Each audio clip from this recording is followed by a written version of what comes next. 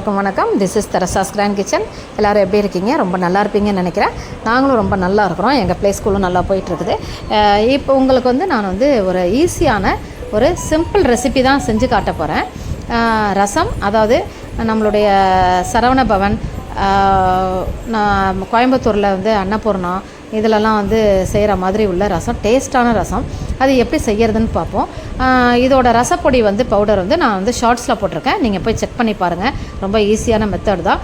Beginners கூட ஈஸியாக இப்போ கற்றுக்கலாம். நீங்கள் இந்த வீடியோவை ஃபுல்லாக பாருங்கள், ஸ்கிப் பண்ணாமல் பாருங்கள். உங்களுக்கு வந்து பருப்பு ரசம், அதாவது பருப்பு வேக வச்சு ரசம் வைக்கிற மாதிரியே அதே டேஸ்ட்லேயே இருக்கும். உங்களுக்கு நல்லாயிருக்கும்.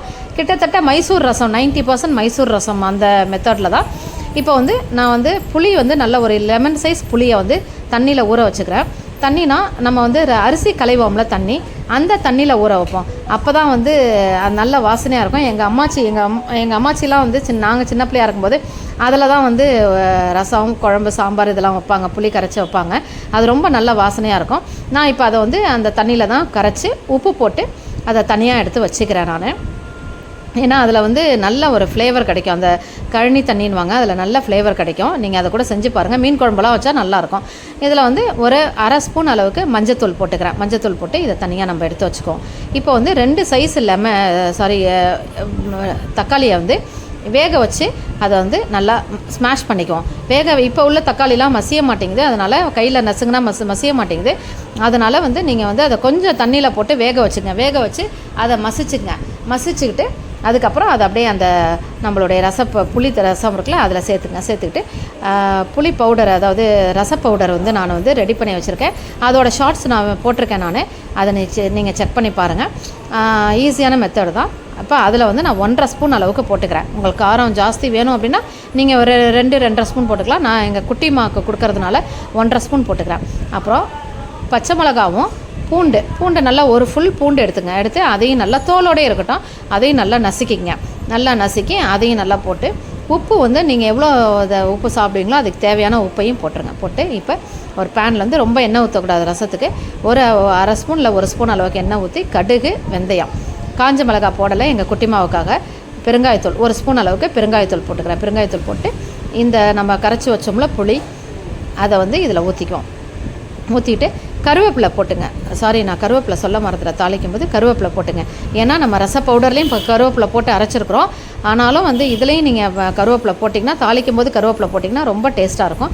கருவேப்பிலையும் போட்டு இதை வந்து நல்லா பொரிய விட்டுட்டு, பெருங்காயத்தூள் போட்டு பொரிய விட்டுட்டு நம்ம வந்து கரைச்சி வச்ச ரசத்தை வந்து இதில் ஊற்றி சிம்லேயே வைங்க. சிம்லேயே வச்சு மேலே வந்து நுரக்கட்டி வரணும். கொதிக்கக்கூடாது. ரசம் எப்போவுமே கொதிக்கக்கூடாது. கொதிச்சா ஒரு மாதிரி கடுத்து போயிடும், அந்த டேஸ்ட்டு போயிடும். அதனால் மேலே நுரக்கட்டி வரும். அந்த நுரக்கட்டி வரும்போதே நம்ம அதை அடுப்பு ஆஃப் பண்ணிடணும். இப்போ வந்து பொடியாக நான் வந்து இன்னும் கொஞ்சம் கருவேப்பிலையும் பொடியாக மல்லித்தலையும் கட் பண்ணி வச்சுருக்கிறேன் நான். நுரக்கட்டி வந்தோடனே நம்ம இந்த கருவேப்பிலையும் மல்லித்தலையும் போட்டுட்டு இந்த ரசத்தை அப்படியே மூடியை போட்டு இறக்கிற வேண்டியதான். நீங்கள் போட்டோடனே ஒரு கிண்டி விட்டுட்டு மூடியை போட்டு இறக்கிற வேண்டியதான்.